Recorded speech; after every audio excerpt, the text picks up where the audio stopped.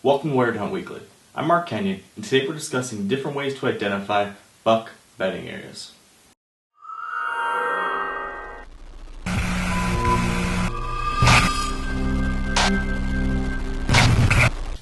Alright, so as I mentioned, today we're going to be discussing how to identify buck bedding areas. And this is a topic that we get a lot of questions about. People are always trying to understand where bucks bed and how to tell the difference between a doe bedding area and a buck bedding area.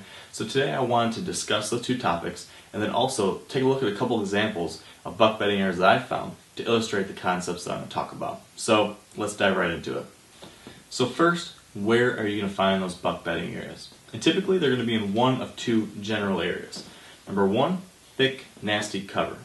Or number two, you'll find bucks taking advantage of topography to get that security and bedding cover. So first, the thick, nasty cover. And lots of times in flat land, like here in southern Michigan, this is where you're going to find bucks bedding. They're looking for the thickest, nastiest, most isolated cover they can get that gets them far away from humans, far away from outside presence. And what they're looking for are areas like maybe a cedar thicket, or a cattail marsh, or a bunch of downfalls or clear cuts. It's going to have tons of new growth.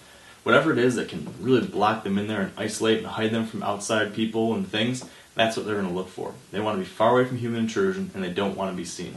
This allows them to, of course, be able to be hidden, and then they also can take advantage of sounds that somebody might make if they're trying to enter that bedding area. So again, this deer is feeling very comfortable and safe in this bedding area.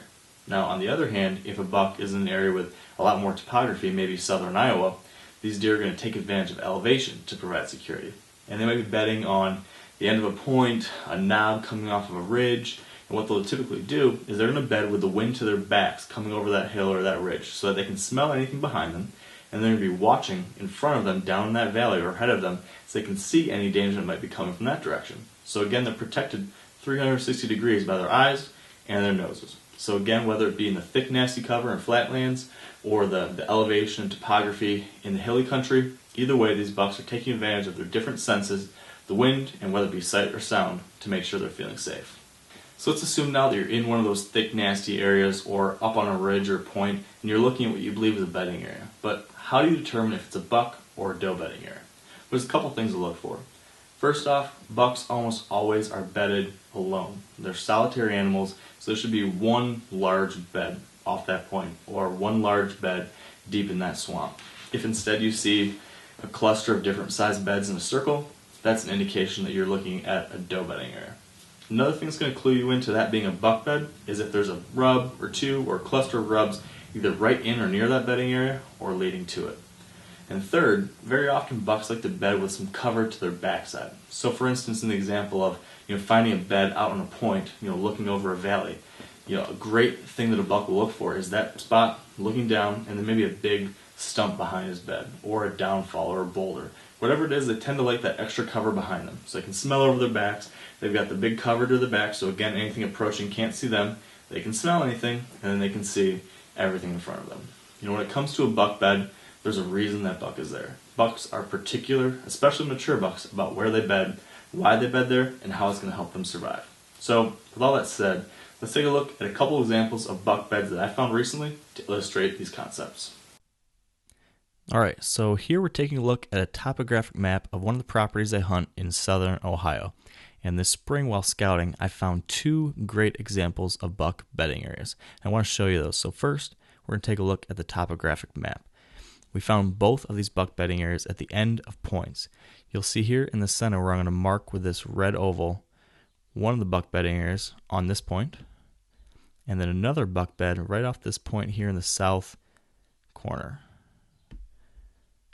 Both of these beds were on points looking down into a valley, and both of them I imagine were used when the wind was blowing over the back of the ridge, over the deer's back, and then they were able to smell anything behind them and see anything in front of them. So here's your aerial view. Now we're going to take a look at the actual photos I took of each bed.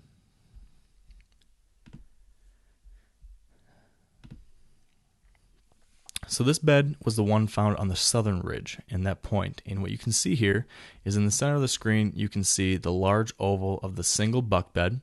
You can see the backdrop of cover behind him, some thick downfalls, and then you can see several small trees right in or around the bed that were rubbed up very well. This is a perfect example of a buck bed. Now on that farther north bed, take a look right here. Another great example of a buck bed. Again, in the center, you can see the single large compressed area where that buck was bedded. You can see the downfall behind him providing the extra cover. And then you can see two trees right next to his bed where he's been rubbing significantly. Another great example of a buck bed. So there you have it. We've talked about how to identify where buck beds are, how to determine if a bed is a buck or a doe, and now 2 examples of what a buck bed looks like. So use this information, and hopefully it will help you this coming season as you put together your strategy and plan to go get that buck. So good luck out there, and stay wired to hunt.